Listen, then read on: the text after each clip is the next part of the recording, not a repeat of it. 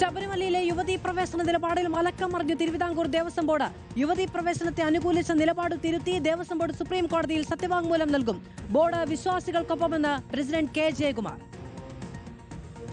2019 യുവതീ പ്രവേശന നിലപാടിൽ നിന്ന് സർക്കാർ പിന്നോട്ടു പോകുന്നുവെന്ന സൂചനകൾക്കിടെയാണ് ദേവസ്വം ബോർഡിന്റെ മലക്കം മറിച്ചിൽ. ശബരിമലയിൽ പ്രായഭേദമന്യേ യുവതികളെ പ്രവേശിപ്പിക്കാമെന്ന നിലപാട് തിരുത്തി ദേവസ്വം ബോർഡ് സുപ്രീം കോടതിയിൽ സത്യവാങ്മൂലം നൽകും. യുവതീ പ്രവേശനത്തിൽ ആശയക്കുഴപ്പമില്ലെന്ന് പ്രതികരിച്ച ബോർഡ് പ്രസിഡന്റ് കെ ജയകുമാർ ആചാരങ്ങൾ സംരക്ഷിക്കുമെന്നും വ്യക്തമാക്കി. ബോർഡിന് ഇതിനകത്ത് ആശയക്കുഴപ്പമൊന്നും തന്നെ ഇല്ല.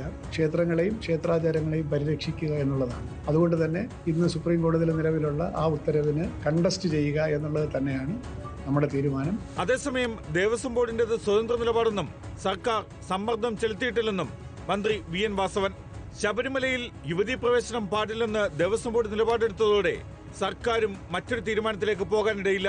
സർക്കാർ നിലപാട് തിരുത്തണമെന്നാണ് NSSും നേരത്തെ ആവശ്യപ്പെട്ടത്. റിപ്പോർട്ടർ, തിരുവനന്തപുരം.